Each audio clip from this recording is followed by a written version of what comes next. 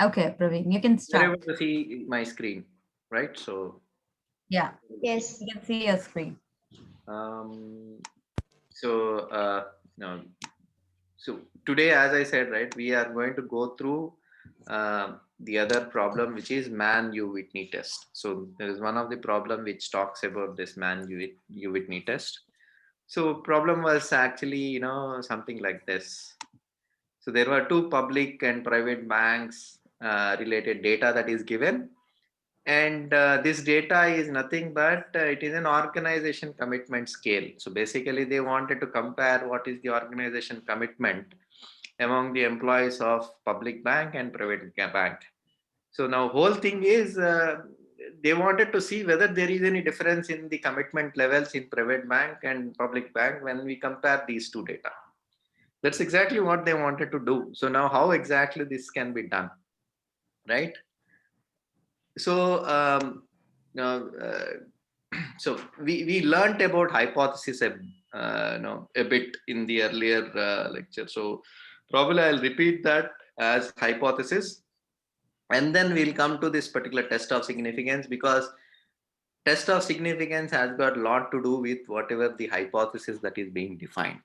Okay, so if I just take that slide which is related to the hypothesis, let me just variance.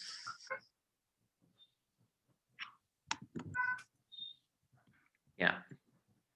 So every one of us know that, see, there are actually, hypothesis is nothing but the problem statement that we are trying to actually do the research on. So in that there is something called as a null hypothesis and alternate hypothesis. So the point which I wanted to repeat again, which we have also learned in the last class, is alternate hypothesis is the one which we are trying to prove. Null hypothesis is something which is already given. So if I am not able to prove using the data that alternate hypothesis is correct, that means null hypothesis holds the value, because we don't have to prove null hypothesis. This is something which is commonly accepted and we continue to accept that. Okay, so that is the most important point. So here whole whatever that we are actually doing, the whole emphasis is to see whether I can reject null hypothesis or I am not able to reject null hypothesis. If I am not able to reject null hypothesis, then I can't establish my alternate hypothesis as true. Okay, so that is the main thing that you guys really require to remember, that what we are trying to prove is alternate hypothesis, and null hypothesis is already true. If I am not able to actually prove it, that means null hypothesis is correct. We are just accepting that there is no basis for me to reject null hypothesis. So is that clear till on that particular point? Yeah, Prabi. Okay. So today what we are actually learning is, we are trying to actually learn what this particular Mann-U-Whitney test is actually, trying to do, and what is this test of significance. So if you see this particular problem, right?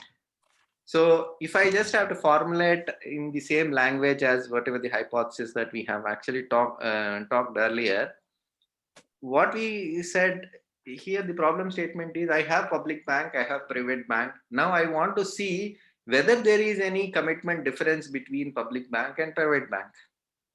So whole point which I'm trying to actually prove is, see, if I don't have to, first of all, why I got doubt, because I am actually doubting whether there is a difference.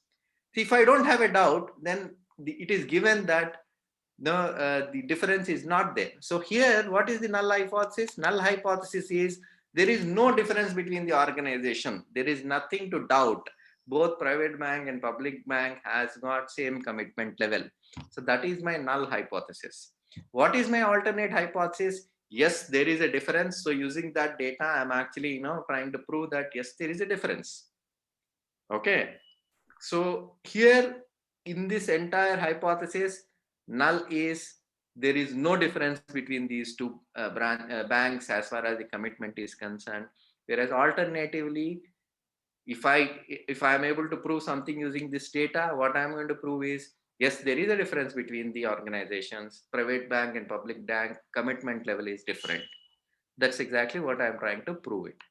Okay, so we'll come to the procedure of Mann-Whitney test. So taking from there, right? So what is this test of significance in general? So we talked about population and sample, right? So generally what happens when you actually take the entire set of big population, right? So you are trying to actually analyze that particular population. You take a statement and you are trying to actually see whether that statement is true for that population or not. That's exactly what your intention is all about. But you are not able to collect data for entire population, so you cannot actually, so what is the average bank balance of Karnataka state population, right? So I can't really go and find out for each and every person what is the bank balance and then find the average. So what I will do, I will sample it out. I'll take the sample and then do the average and then prove that, okay, yes, this is the average of Karnataka state population. But sample is always susceptible for error. Okay. So now, so so basically, if I end up taking sample only from a particular area, or end up taking sample from area which happen to be rich, right? Then my entire bank balance average that I calculated would go for a toss. I would not really get the real value of whatever this whatever that I intend to get. So how exactly this test of significance is a procedure using which you are just trying to find out how significant is my finding. So basically, whatever that I am trying to actually compare or find or whatever it is, whether it is really correct or not. Okay, so now how it is linked with the other problem statement. See here, test of significance, what you are actually testing? You are testing your sample data, whatever the sample that you got, with the population data. So basically here also you are comparing two values. So null hypothesis, what null hypothesis is, yes, you are actually right, your sample data is perfectly all right.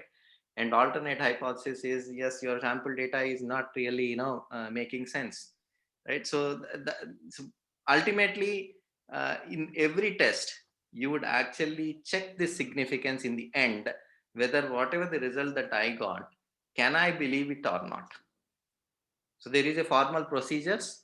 So there are various types of testing that could be done. So Mann-Whitney test is one of those tests which are done on a certain type of data. We also learned in last class that type of data really matter when we are doing any kind of operations. We went through that particular example of finding an average of some color based data or whatever it is, right? I mean, there is no way that you can actually find an average in certain cases, right? If it is not a quantitative data, then there is no way that you can find an average, right? So type of data, depending upon the type of data, we choose the procedure to do it.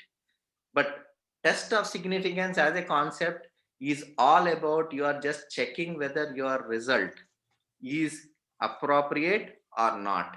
Why you need to check whether your test result is appropriate or not? Because it is susceptible for the sampling error.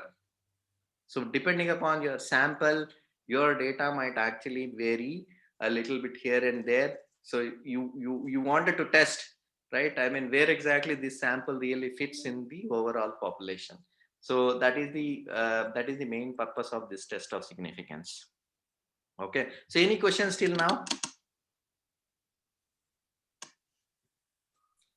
So test of It significance, seems fine. Yeah. basically cross-checking your sample and population. Correct. Exactly. You are checking whether your result is appropriate or whether it went here and there because of the sample is incorrect or something else, right? So for example, you are just checking, you got a mean as some XYZ value. So now whether this mean is something that can be believed or not. is exactly what you are actually checking. You are just comparing with population mean and just checking whether your result is really significant or not. Okay, so that is the exact way to do it, right? So now I'll go through the various things that it does have. Um, so so so taking it to the next level, right? So we learned about this normal distribution. So assuming that our population is going to fall this into this particular normal distribution, so what exactly, see, what could happen, right? So let's say if my population mean, so this is an example to ascertain that particular whatever that we said there. So if this is my population and this is exactly what my population is, so generally this should be the mean, 100 should be the mean. Let's say if I got in my sample mean as something around 120, so can I believe it or not, right? Where exactly it will fall somewhere over here, right? And between 150 and 130. So how significant, I mean, how bad my sample is or how good my sample is, I can actually determine by checking or going through certain procedure. I can verify my sample is correct or not. Okay, so so now going further, right? So the as I said, right, I mean, it is all about you checking the null hypothesis and alternate hypothesis. So if your sample is not right, that means null hypothesis still holds true, because you don't have to prove null hypothesis. It is alternate hypothesis that you require to refute. Okay, so that's exactly what it all means. So now there is actually one more point to understand here is, see, when you have this particular population and where you are actually having a mean over here, so there are actually certain values that can be calculated to do this particular test of significance. So one of those is called as this z value. So what this z value really means, right? So if you take the same example, we have a population mean that is here and the sample mean over here, right? So we went through standard deviation, how exactly it would really work long back. So I'll probably go through standard deviation before this explaining this. So we briefly talked about variance. So what variance is telling, how population is really varying. So if this particular curve is flat, then my population is not is like varying a lot. So it is not uniform. If this particular hill is so peak, then my population is not really varying much. Basically, it is all around that mean. So standard deviation is another way of checking how deviated your population is. So standard deviation is derived based out of variance itself, which shows, let's say I have a point here. So I hope my mouse pointer is visible, right? I mean, I'm trying to actually point in that particular place. I'm not too sure my mouse. Yeah, yeah, it's okay. We can see it. Okay, so basically, let's say my point is here. Okay, somewhere here, right? Let's say my, it falls around here. Let's say on this curve here, right? So it is how distant is my point from my mean. So if I want to actually cover it in distance, standard deviation is the procedure to do. So it is like we say that 1 centimeter, 2 centimeter, 4 centimeter, like a normal metric distance, right? I mean, that is the exact distance that we actually do. In case of normal distribution, you calculate distance from the mean using standard deviation. So when somebody is saying 2 standard deviations away, that means they are somewhere over here. So they are a lot more different from the average guy in this particular population. So if this curve signifies that the average wealth of Karnataka state population, and he is plus 2 standard deviations away from the mean, that means he is a lot more richer. He actually falls in some of those premium categories of rich people.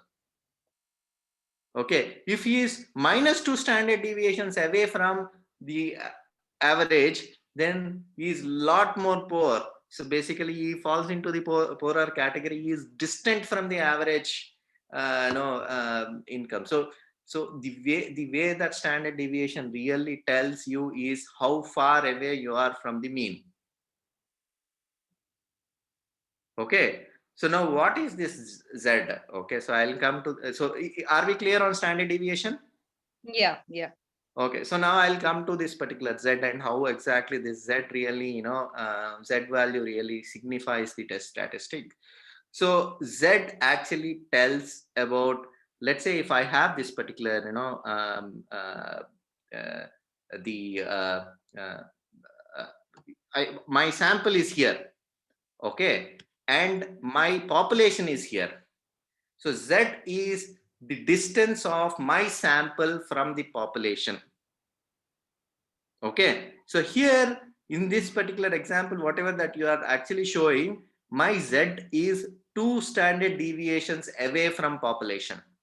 That means my sample is not really covering my average population, rather it is literally away.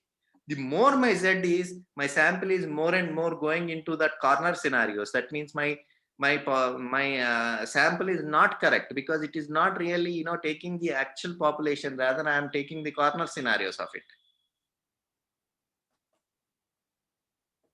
Is it clear? Yeah. So the more the Z That means, is, the bad my that sample. means in your previous, Praveen, in your previous example, that means if it is 2 standard deviation away, our sample is, more richer people that we are taking. Exactly. That means Got if it. you go and calculate some statistics with richer people, you're not going to get true picture of Karnataka. You will get a different picture of Karnataka. Yeah, got that. Yeah. So that means your sample is bad. So any deduction that is going to come out of that sample, you might actually, might not really believe it. Right? That's exactly what it means. So Z value is nothing but it is telling the characteristic of your sample. So if your sample is good enough or not, that is exactly what it is signifying. So now there comes another metric which is called as a p-value. Okay, so you would have actually seen in various various problems on this particular p-value, etc., etc. So what this p-value is? P-value is nothing but which is probability of obtaining scores greater than Z. So that means what it is saying is, it is like, if let's say if this is my Z, right? So what is that value which is falling this side? So basically it is going greater than my Z.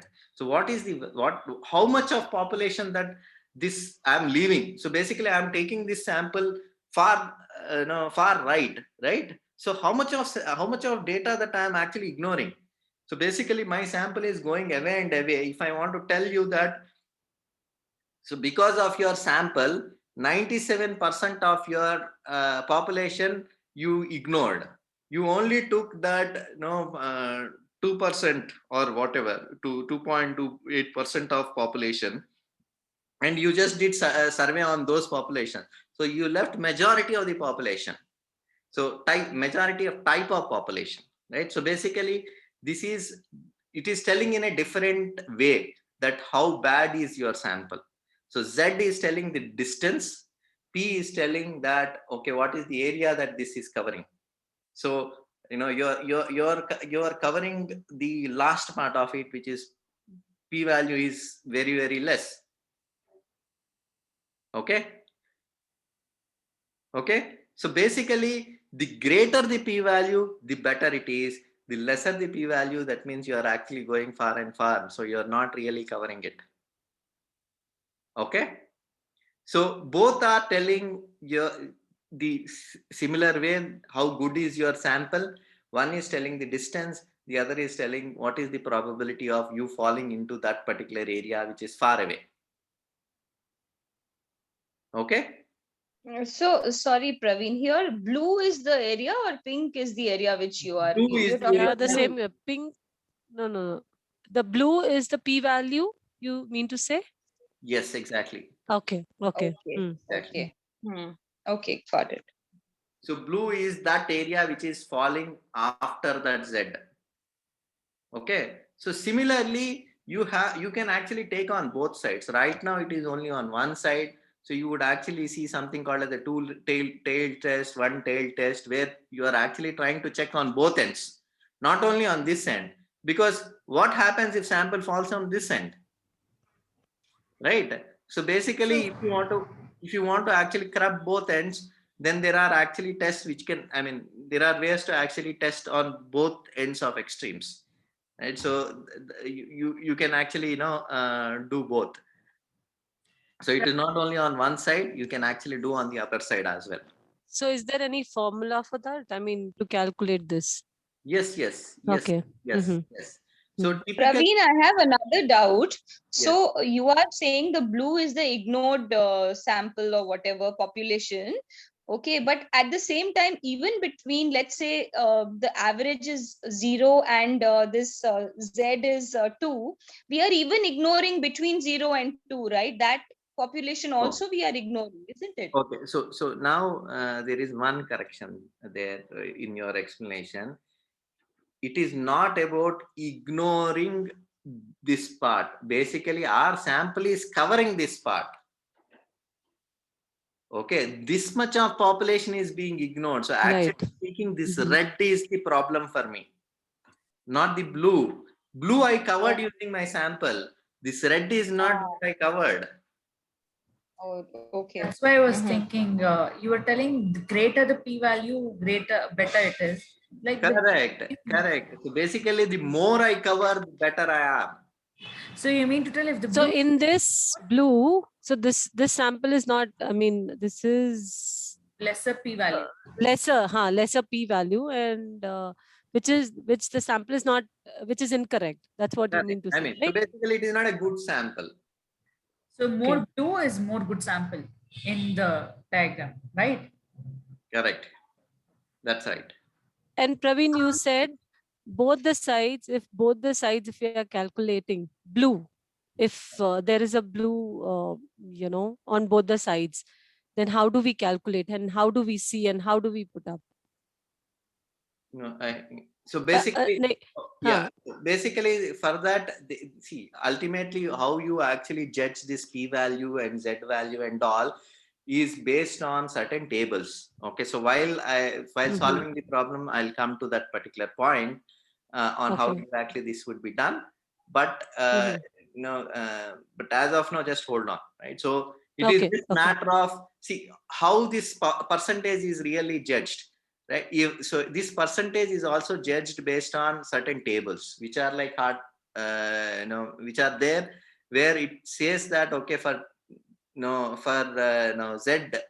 value of 2.2, like what is the percentage p value. So there are actually tables that you can look, and based on those particular tables you can actually come to the conclusion of okay, what is the p value if the z is this much, what is the p value if z is that much, etc. Similarly, if you are considering both sides, how exactly to test the significance. If you consider only one side, how exactly you can test the significance, you can actually come to it. Okay, so yeah, so I'll probably I'll cover it once we go into the solving of problems. But that is just one query, Praveen. Isn't our aim to accept the alternate hypothesis, prove it right? I'll come to that. So there are two ways of looking at this entire test of significance. Okay.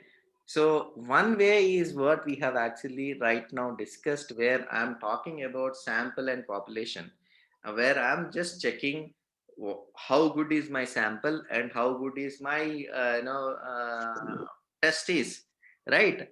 So now the other way of looking at all these tests of significance is from the point of view of null hypothesis and alternate hypothesis, so which we haven't actually discussed until now. That is the next point which I was wanting to discuss. So in case of accepting the null hypothesis and rejecting the null hypothesis, especially when I am talking about the case where I am saying that most of it that I actually, so by default, so here my entire point is not about to test the sample. my entire point is based on whatever the data that I collected, am I seeing a lot of deviation from the expected value? So what is the expected value in case of my this problem? Right? This is the problem that we have. So the expected value is null hypothesis because this is what is the accepted truth. Okay. So what I am trying to prove? I am trying to prove alternate hypothesis. So we use a very similar technique of this test of significance. So not only to test how good is your sample, how bad is your sample, you can also actually use the same technique to check that using this data, am I seeing something which is significantly different from what I believed before? What I believed before, I believed that there is no difference between the organization. But using this data, can I say that my belief is wrong? How far is this deviated? Okay, so my expectation is there is no deviation, but it is deviated to some extent. So using this deviation, can I reject null hypothesis or not? This is another way of looking at this test of significance. Okay, so now taking that into picture, right? If my sample data is far away, so imagine that this is the data which I am expecting. Okay, I expected it to be here in the middle, but using the data, it actually went far to the left or right. So that means my data is actually different from what I expected. Right? My expectation is that data would be in the middle, but I got something which is in the end. So that means there is an expectation mismatch. So what it means, if there is an expectation mismatch, I can reject my null hypothesis. Can I interrupt here? Yes. Yeah. Yeah, Sadashiv here. Say, basically, while talking the significance, we are ignored certain things called confidence level. Yeah. Yeah, that particular confidence level, if you include that, I mean, it will make more meaningful to discuss because people can understand better. Yeah. So see, confidence level is basically, if you see in this particular thing, right? I mean, so what you are actually telling is confidence level is how confident is. See, confidence level would not really come into picture when you are trying to actually do the significance in certain tests. So, but when you are actually taking certain, like, see, basically, you can actually see the Z value on the top of it. So using this particular confidence level, you are telling that how if your confidence is, I mean, you don't want to actually deviate more than 5% or 2% or as far as the confidence is concerned, then what would be the p-value when you obtain this particular distance as Z? So that's exactly, the confidence would tell how far you are confidently be able to tell that your sample and your population, if they are deviated, how exactly the p-value would really vary. That's exactly the confidence level would say. Can I interrupt here? Can I add some more thing? Yeah, so the confidence level. Yeah, confidence level say that how accurate your data is. That is about if it is 0.05, I mean 0.5 is the value. That means it's a 5% is deviation from the standard what we are expecting. Correct. So that is the level of confidence. So that is the level of accuracy what we are saying. Exactly. Yeah. So that is the accuracy level. If you say the 0.05, the confidence level means that is our data is 95% accurate. Correct. That's right. Yeah. So that is why we can able to put it forward. Yeah. Yeah. That's right. So so based on the confidence level, these particular tables would really vary. So if you want to be highly confident and then do the comparison, then the table would have a different value. If you want to relax the confidence level, your tables would have a different value. So while you are actually checking the tables, this particular confidence level, based on the confidence level, you can actually see what would be the p-value in case if so and so is the Z that you would get and all those stuff. So that those aspects would come into picture. Did we discuss this confidence level? I mean, is this a technical stuff or what is this? I didn't understand. So confidence level is again Same here. Praveen, you Did are we here. ever discuss it before, or is this the first time we Yeah. are discussing No, about no. confidence level? We have, Seema, can you hear me? Yeah, I can. Yeah, Seema, the confidence level is like you are 95% confident, okay, of the answer, or 99% confident. Okay, that's what it means. Okay. Confidence, we are so much confident about that particular result. Okay, that's what confidence level mean. Correct, huh, Praveen? that's right. Yeah. So the thing is like when it's 95%, we have to look at the table point for 0.05. Okay, Okay. 100. And if it's 99% confident, if we are confident, we have to look at the table for 0.01. Ah, okay. Okay, that's for confidence level. And significance level shows us how significant our value is, our result is. Correct. Oh, Understood? The okay. difference, you got it, right? Significant, whether we can reject a hypothesis or we can accept a hypothesis, that comes again under significance, how significant that is. Okay, and confidence is how confident we are of the result. Oh, Praveen, Right. anything more? You have to, I mean, it's correct? That's correct. That's correct. Yeah. Jeeba, is that you? Yeah, that's me. Okay, fine, great, thanks. Right. Bye. That's correct. So actually speaking, no, we haven't actually, talked about the confidence level earlier. So the confidence level is being talked about right now, Seema. So there is. Oh, good, good. Okay. So I thought I missed something. Okay. There is no procedure for you to calculate the confidence level. It is rather a reference. You will say that, see, it depends again on your problem statement. So why exactly you are interested in confidence level? For example, let's say I have devised a technique to which can impact, let's say, a medical patient. So based on that, I'm going to actually give some medications to somebody, right? So that means for such kind of a problem, I need to be highly confident in telling a statement. That means I need to be, I need to have a very strong evidence, right? So to reject a null hypothesis. But in certain cases, I can be relaxed. So if I am actually 95% sure on this particular value, then I can say that, okay, yes, I rejected the null hypothesis. Okay, so if I'm fairly confident, then also it will do. So depending upon the problem statement, you choose what is the confidence level that you would want to have in your result. So that means the greater the confidence level that you require, the greater the evidence that you would really require. So that means it will become tougher and tougher for you to prove or reject null hypothesis. So the values that you would really require to tell whether it should fall here or whether it should fall here or whatever it is would really depend on the confidence level that you have. If you really have the confidence level, greater confidence level, then the p-value that you would want to actually be further, because you would really want to be away from the general population to reject your your null hypothesis, basically.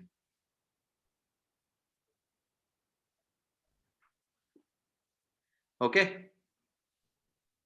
Okay, trying to Praveen, sink in. Praveen, Yes. Praveen, just one thought here. Actually, the confidence level is like a kind of a parameter, based on which we calculate a table will be there with a Z and as well as confidence levels. Correct. In different columns, column and rows. Correct. Now, for a particular confidence level, for particular Z, we take a value of P. Correct. Right.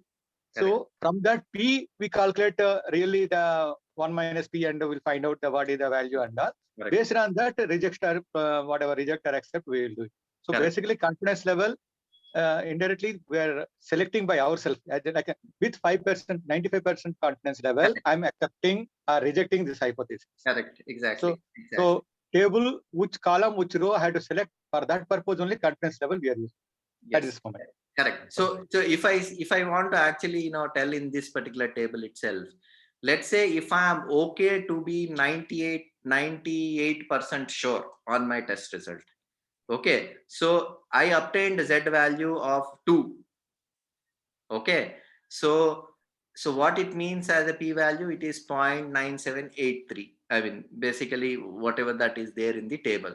So the p-value is minus 1 minus 0.9783, which is 0.02 some 1 or whatever it is, right? 17.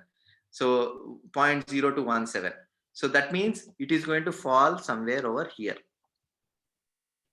Okay. So it is further away. So I need to be that it is not really falling under the normal case. It is falling in the end case.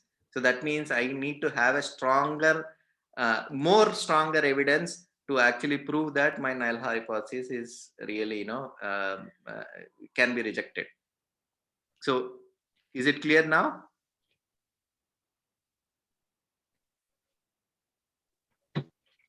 Praharsh is saying something. Praveen, can you just repeat what you have calculated from the table once again? So let's say if I want to, I don't want to be, see, if I want to actually say that, so I'm like 98%. If I'm actually 98%, I'm fine. If my result is 98% sure, that means I am really fine with it. Let's say. Okay, so then where it would actually, it is 0.02 is where it would fall. It is this particular value that you are going to take, which is 0.9783. So this is 1 minus 0.9783 would what you would actually do. The p-value that you would actually come is 0.021. So basically 0.0213. Okay, so that means if you get any so basically you already got a lesser p-value, so that means you can easily prove, when compared to this 100% confidence, you can easily prove that basically you are reducing your confidence and you are making your life easy to prove your point. So you are just telling with 98% confidence that my answer is correct, but proving that particular point, I would really require less p-value. So I already got a p-value which is 0.217, which is lesser than this particular p-value. So for me, the lesser the confidence, it is easy for me to actually prove my p-value and reject the null hypothesis. So I can easily reject my null hypothesis. So how do you decide on the confidence level? So I know, is this a scientific thing or is just my gut feel that I feel 98% confident? That is exactly what I tried to explain little earlier, that your problem statement is the indication for you to take the confidence value. There are certain criteria. Yeah, there are certain criteria to set the confidence level. Say, see, when you're taking a very specific occasion like a scientific research, the confidence level is 100. That means it is totally accurate level. And so it's a parametric. The parameters what we consider is from the scientific or observations, then it is taken as a 100% confidence level. That is 0. That means the deviation is less. When you taken with respect to the mass, the data accuracy level is relatively poor. I mean, it will go, 80% accurate or 90% accurate. In that case, our confidence level drops. I mean, it will be, we have to set it at 9 or 0.1. Then the confidence level, the standard deviation what we are expecting. So that is the criteria. So Praveen, net to net, one more thing. Yeah, Praveen, go on. I think confidence level will be generally given in the question. If it's not given as per the text, it's we have to assume it as 95%. Exactly. In general, it is 0.05. So basically, if nothing is given, that is the standard that everybody would follow. Otherwise, they would actually tell that okay, you need to be highly confident with whatever the number that they have for that particular problem. It will be given the question. Otherwise, if it's not given, it's 95.05. So in the table, you would have to look at 0.05 here somewhere, and then look at what would be the relevant values for it. Okay. Okay, I think we can move on, and I think then it'll probably make more sense. Yeah, I think this point is clear now. Okay, so it all depends on problem statement. There is nothing that you are going to calculate the confidence. Correct, right. Got it. Okay, so right, so this is exactly we talked about. Okay, so I'll go through the problem statement, problem solving, and then we'll probably come back on the concepts in terms of how exactly we can relate it back and then go for it, right? I mean, this is one of those tests which are done for a data which is a rank based kind of a thing. So we have scores for two organizations where each organization has got some data which tells what is the commitment scale within those particular organizations. So it is not directly, you can't really directly check, okay, for this particular employee it is 10, for this particular employee it is 34, so this is better, and this is better, or this is not a point-to-point comparison. So when it comes to this Mann-Whitney U test, it is not point-to-point comparison like we did in the Pearson's. In case of Pearson's, it is point-to-point, if you remember. We calculated for every point. So here we are trying to check from the group point of view that whether public bank employees has got better commitment when compared to private bank, or both has got equal, whether there is a difference or not. So that's exactly what you are trying to test it, right? So the procedure, how the U-Whitney test really goes on is, the first step is you would take all these scores and rank them. Okay, how ranking really happens? So carefully just look at this particular order. So I have this data. For public bank, there is 10, 12, 34, 23. For private bank, there is 34, 54, 56, 23, and 34. So now what I need to do, I need to place the entire data in an ascending order. So I'm mixing both private bank and public bank when I'm putting in ascending order, if you look at it. Okay, so I have 10, 12, and then 23. I have 123 here, 123 here. So I have two 23s. I have three 34s. I have 54 and 56. Okay, so I have mixed the entire data, and now I am putting putting them in an ascending order, and now I am ranking it. So first rank goes to 10, second rank goes to 12. So now comes 23. Okay, so this is one of the tricky parts while you are actually solving. How you are going to actually rank when you have equal numbers. So now how many 23s are there? There are two 23s. So ideally speaking, one should be 3, one should be 4 as ranks, right? So what you do, you would neither give 3 nor give 4. Rather, you would take the average of both 3 and 4 and give the same rank to everybody. So for example, for 23, I'll take average of 3 and 4 and give it as 3.5. So even for this 23, I'm going to give 3.5. Taking another example, right? 34, you have three ranks. Ideally speaking, this should be 5th rank, this should be 6th rank, this should be 7th rank, right? So now what you are going to do, you are going to take average of 5, 6, and 7 and then give the same rank to all of them. So is this point clear? Praveen, in our question in the assignment, there are 4 23s. Okay. So it will be ranked 4, 5, 6, 7. So we have to add 4 plus 5 plus 6 plus 7 divided by 4. Exactly. Okay, thank you. And the next number has to be given rank after that. So now I have 5, 6, and 7. This needs to be 8. So 54, I am going to have 8 as the rank. 56, I am going to have 9 as the rank.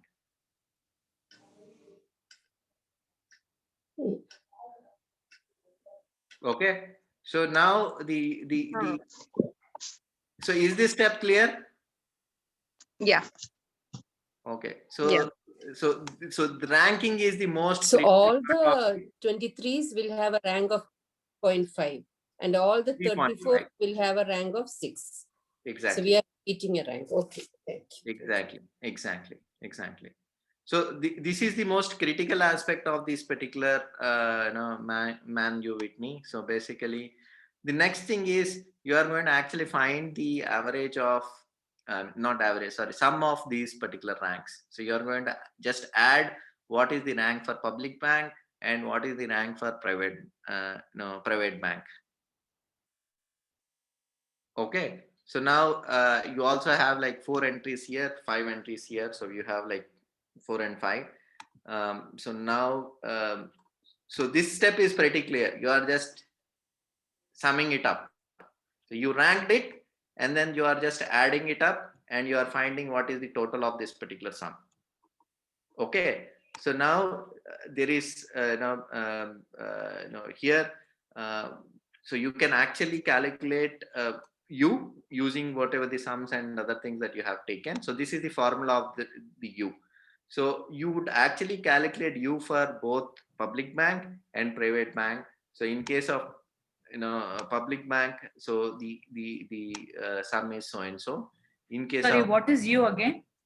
U is the indicator which Man U Whitney really gives. So using this U only, we actually go and take the conclusion about. So in Man U Whitney test, right, this U is what this particular calculation is all about. So like we calculated correlation in case of Pearson, U is the one which is going to tell you how to whether to reject this null hypothesis or accept this particular null hypothesis or not. So this is the formula for it. So U is a statistical indication using which you actually decide whether you want to reject or accept. So is that clear? Yeah, thank you. So using these particular ranks and whatever the sum that you calculate, you would calculate U. So N1 is nothing but what is the number of entries for public bank, and N2 is nothing but what are the number of entries for private bank. So number of entries for public bank is 4, number of entries that you have for private bank is 5. So N1 is 4, N2 is 5, and R1, whatever that you have, is sum of ranks. So when you are calculating for public bank, this R1 would be sum of ranks for public bank, which is 12.5. When you are calculating for private bank, sum of ranks would be 32.5 that you get it from the private bank.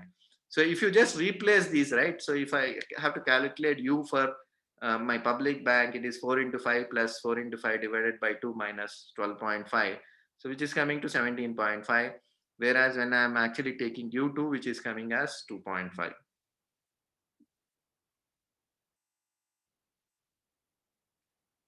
Okay. Now, how do you translate this into simple English? What have we proved here? I'll add up to that. Yeah, I mean, I got a whole lot of calculations, but I don't know how to interpret this now. That is whether exactly, they are. That is exactly the next step is. Now, how you are going to take this U and you are going to actually tell whether this is true or not. So now you would want to actually so there is a table which comes as Man U Whitney critical table. So I'll try to open it over internet. I don't have it ready on this one. So let me just share. Do we have this table in the PDF, Praveen? No, I'm not too sure whether it is there in PDF or not, but you can get it over internet. So basically it is a standard table. Okay. It is called as Man U Whitney critical value table. But this one is not provided along with the assignment, and will it be provided in exam? Anybody has any idea? I don't know. I mean, definitely they will have to provide this in exam. They'll have to, yeah. If they are expecting us to solve Man U Whitney test, we require this particular table. We can calculate U, but from U to tell you whether you are really making sense in simple English, then you would really require this particular table. Yeah, if they don't give the table, then we'll calculate U and close. Exactly. If there is no table, then you can't really make a conclusion out of it. You just have to close over there. You just calculate U and sit there. Okay, so that's exactly what it is all about. So can you see these particular tables? So now, So can you see this particular alpha and and also two-tailed kind of a thing? Okay, so so two-tailed is the way that you are considering on both ends. So you are checking both the extremes is what two-tailed really means. So you are checking both the tails. If you are okay with if it can fall on either end, if you are okay with it, then it is one-tailed. Okay, and again it depends on the problem statement to problem statement whether whether you are actually taking a two-tailed test or whether you are actually taking a one-tailed test. Okay, so and the value. Praveen, one question. Yes. Now, if I take our assignment question, that is two-tailed, right? So they didn't mention whether it is a two-tailed or one-tailed, but you can probably assume that it is two-tailed and then give an answer for sure. Okay, so Because as per the example given in our PDF 2.5, they have given similar kind of example, only team A and team B. So he has taken as a two-tailed. Yeah, I mean, so see, it is again like the confidence level. Okay, by default, you would actually take 0.005 and you would take two-tailed. But if that is not given, yes, this is the standard that you would generally take. Okay, but it is something that is defined along with the problem statements whether you want to consider both ends or single end. If they don't mention anything, then you can take two-tailed. And you can take 0.005 percent of the as the confidence level. Yeah. Okay. Okay. So so these are the kind of tables that would be there. So how you are going to refer to this particular table? So you have N1 in one side, N2 in one side. So N1 in case of us is 4. Okay, N2 is 5. So somewhere here, right? So I don't know why there is no critical value over here.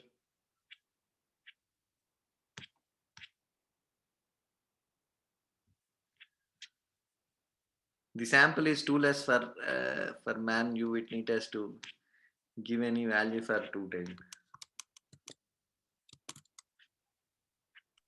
Or we could take the original assignment data 10 and 13, I guess. Yeah, 10 and 13. You want a solution for our assignment answer? Huh? No, we already finished, but it's easy to take that example and correlate. Oh, you finished? Okay. I am just doubting whether that is correct or not. So this seems to be more accurate critical value for man U Whitney test. Whatever that we open, whether that is a correct table or not, I am not too sure. So I just try to open a different table. But ultimately, it is a table that you would have to actually look at. And based on the table, you can really judge whether you are, so if you take this particular table, so N1 is 4, N2 is 5. So basically, your value is 1. Okay. So if you are U, whatever the second U that you got, if it is actually, so what you are going to do here, how you are going to reach the hypothesis is in case you are U2, okay, whatever that you got is, so let's say if it is greater than whatever the two-tailed or one-tailed test really goes. So in case of one-tailed test, it is generally twice of this particular two-tailed. So that is why you can, if you see this particular one, so in case of one-tailed test, I mentioned it as 2 as the value, right? So so what we are actually determining in simple English is my U2, whatever the value that I got here, right? This U2, if it is greater than 2, which is more than whatever that the value that I got here. So what it means is if I got more than whatever the value that is there, I don't have sufficient proof to reject my null hypothesis. So what it means is both private bank and public bank does have similar commitment levels is what I am trying to actually say here. Okay, if I get U, which is less than whatever the value that is specified in this particular table, then that means I have sufficient proof to tell or reject this particular null hypothesis. So obviously, so if I would have actually considered two-tailed test, this value is 1. So that means it is even more tough for me to actually prove that yes, because I am considering both the ends, it is even more tough for me to actually reject the null hypothesis, because my U value has to be less than 1. Only if my U value is less than 1, I can go and reject my null hypothesis. Otherwise, null hypothesis will hold true. So ultimately, based on this particular data, what we are saying is we don't have sufficient proof to tell that the commitment levels of both the banks are different. So we are sticking to the point both banks has got similar commitment levels in simple English. Okay. Right now we were talking about like we will use the two-tailed test, and then why are we referring one-tailed test? No, see, basically two-tailed test, one-tailed test, depending upon your problem statement. Here I just took as an example of one-tailed test. But if you have two-tailed test, only value that would be changed is value according to two-tailed test is 1. Okay. And U2, which is 2.5, is greater than 1. Hence, you are rejecting the null hypothesis. Yeah, got it. Thanks, Praveen. Okay, so only your reference value will change based on your confidence level and whether it is two-tailed or one-tailed. So both confidence level and two-tailed or one-tailed would generally be given in your problem statement. Okay, if they don't give anything in your problem statement, safe thing to assume is it is 0.05 as your confidence level and two-tailed test as the normal standard. Okay. Otherwise, they would mention in the problem statement. Okay. Praveen, when you started explaining this, we took both the banks and we did it in ascending order. We ranked it, and when we gave it ranks. But how does that pan out with the formula? That again is N1, N2, and all that. Can you just? So if we actually go and detailed out how he came up with this formula, then we are going into the theorems of it. No. I don't want to go into the detail. What are we doing here exactly? N1, N2. See, ultimately, imagine in this way. Ultimately, he came up with some procedure using which you can check whether you can reject your null hypothesis or not. Okay.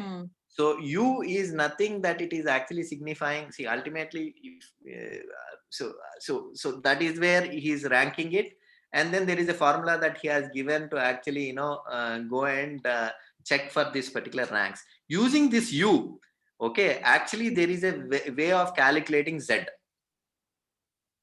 Okay, so other way of really finding out is instead of you taking the U and then critical value table of Mann U Whitney, see, Mann U Whitney ultimately can be translated into this Z value, whatever that we actually talked about earlier, right? So this Z score is what it can really signify. So this is exactly will tell where you are, how far away are you from your expectation, whether you can reject or not reject or whatever it is. No, I'm not asking an explanation. I'm just saying, how do we put all these figures into that formula? I'm not questioning, I'm not asking you for the reason. So now that's the formula, right? So N1, N2, what do we put? What are these values now? N1 is number of entries that you got for public bank. So okay. So 4 into 5. 4. Okay, got it. And N2 is 5, which is number of entries of private bank. Got it. R1 is the sum, whatever that you got for this is R1. Okay, this is R2. 1 plus 2 plus 6 plus 2 plus 6 plus 3. Acha, okay. So you're adding up your ranks. Oh, okay. You got what it is all about, right? Okay. So Okay, got it. Okay. so ultimately, Okay, so basically, all right, we have just ascending order we put and we've ranked it, and now we've segregated them again into public and private and put the ranks in front of it and totaled it up. correct. Okay, got it. Using this U Okay, got it. is nothing that the U would actually be going towards this Z. Whatever the Z score that we talked about earlier, where it is falling and all those stuff, U is anyway, it can, using U, you can derive that Z. And using Z, you can derive that P. So instead of that, Man U Whitney has got a critical value table by itself. So you can make conclusion using U itself. You don't really have to go and calculate the Z. But if you want to calculate the Z, there is a formula using which you can calculate the Z from U. Okay.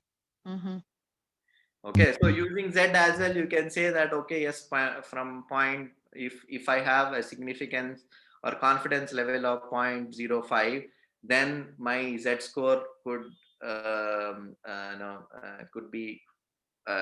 should be greater than this. So here I got a Z score which is very less, so I can't really reject. So that's how you can also make a see, in case, I mean, you have a Z table and you don't have a Man U Whitney critical value table, then this is another way of coming up with the result. But here also you require red Z table. So you need to have that particular Z table so that you can, based on the confidence level, you can identify what is the Z score that is acceptable and what is the Z score which is not acceptable. Now, Praveen, actually, this particular Z formula they have given in our book PDF file 2.6. Okay. They say that as a step-by-step procedure for U test for large samples. Okay, under that the same formula they have given.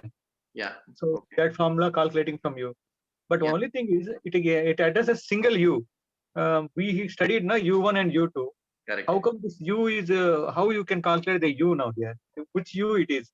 So this is typically, it is again going into that particular, see, so when you are actually coming up with such problem, right, where there is nothing like a sample and population, so this step would really not go into picture. So here what you are really saying is you are calculating the U of, even with a single U, you can actually point out whether your whatever the population that you have, whether you can actually reject it or not. But how exactly this would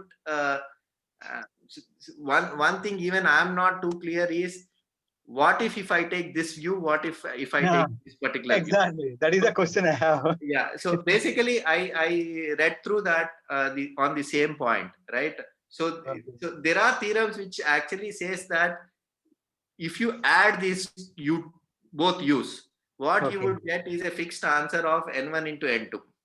Okay, so ultimately you can take this or this and then prove the hypothesis. It is not really that you need to actually, so either of these values, it doesn't really make any difference as far as your result is concerned.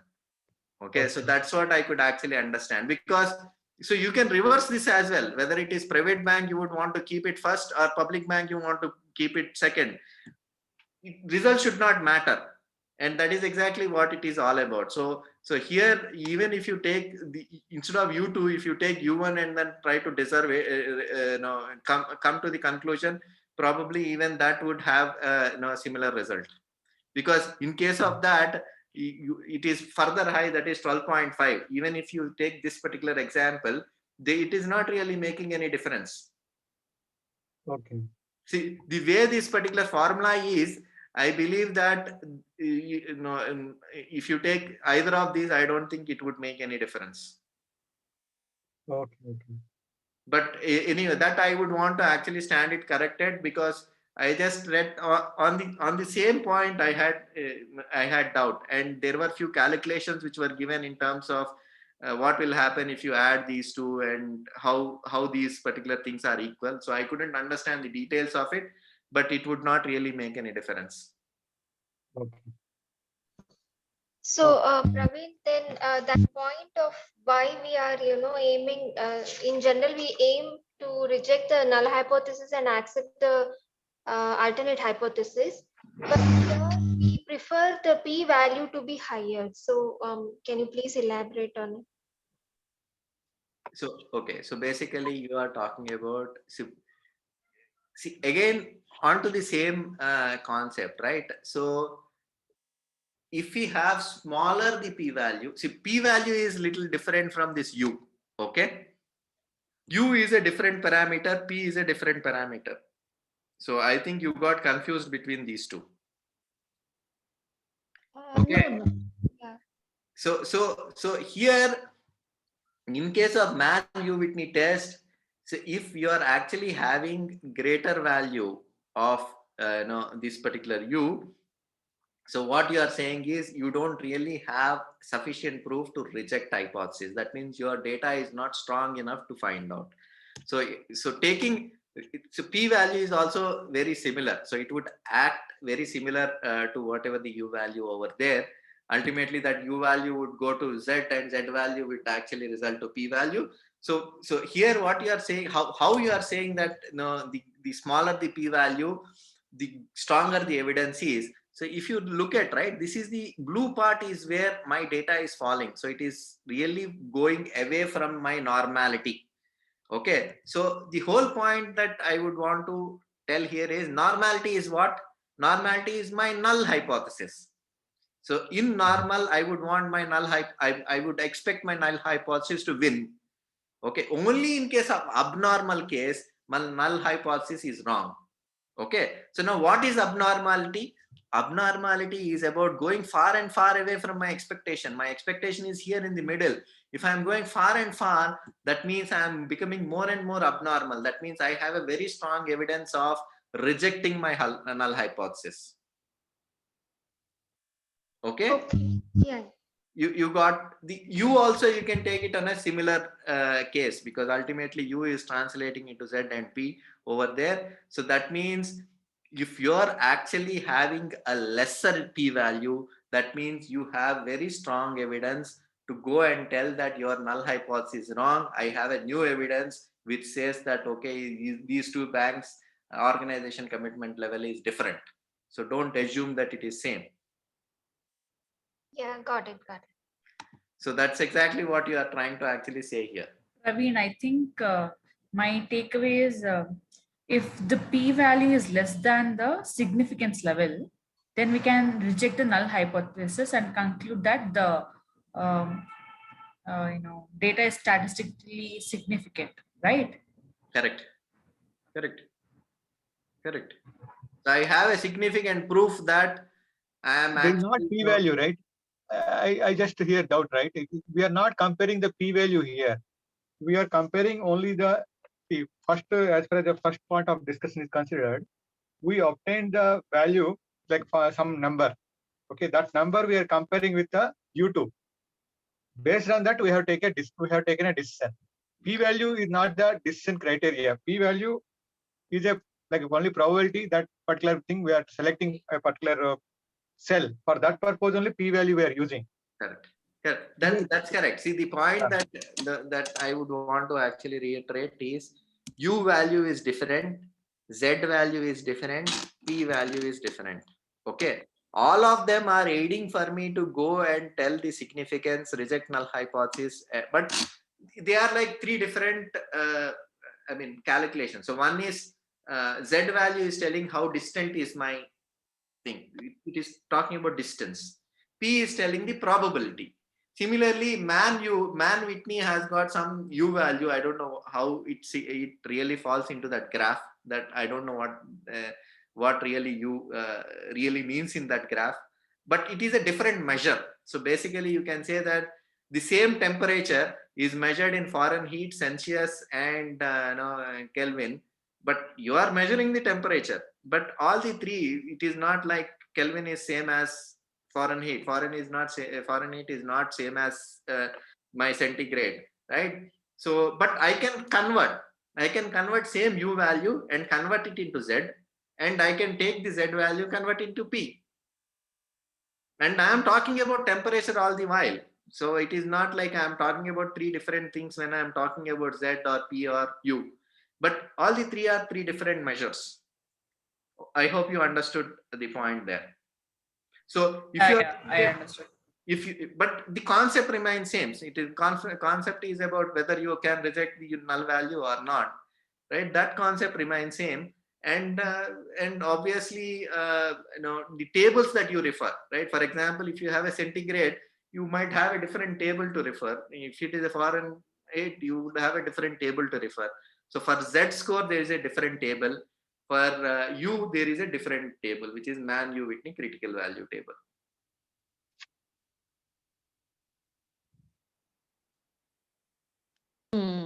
Okay, but all are telling the same, so don't get confused on the concept is same. P value, Z value, or U value. How do you The test of how do you decide whether you have to reject or not? I mean, that's what is my, I don't know, maybe I. No, the rejection is pretty simple. You calculated U. Okay, so now you go and take a look at the table. You take a look at this table and say that, okay, for N1, I have a value of 4. For N2, I have a value of 5. So that means I require it. So my reference value is 1. Okay. You took the reference value. The reference value is 1. Okay. So now my U is greater than 1. Okay. Okay. Which is 2.5. 2.5. Yes. Is more than 1. That means I can't reject my null hypothesis. Simple. Okay. Okay. Now I got it. Okay. So I can't reject my null hypothesis means both the banks does have similar commitment levels. Right. Right. Okay. From your research question point of view, you didn't prove anything. It is on the again accepted lines that okay, there is no difference between public bank and private bank. Okay. Okay. Okay, Praveen. Praveen, what is the null hypothesis, Praveen? What is that? Null hypothesis, no? What did we? What was the hypothesis? So null hypothesis is that there is no difference difference between the organization. So we've proved the same, right? Yes, we proved the same. That is what we are saying. So we are saying that there is no difference. Does have similar commitment levels. There is no difference. Okay. So we proved null hypothesis. Basically, it is not about proving the null hypothesis. Rather, I would say that we are not able to reject null hypothesis. There is a difference between both. Right. So we are not able to prove anything different from the accepted truth, which is null hypothesis. Okay.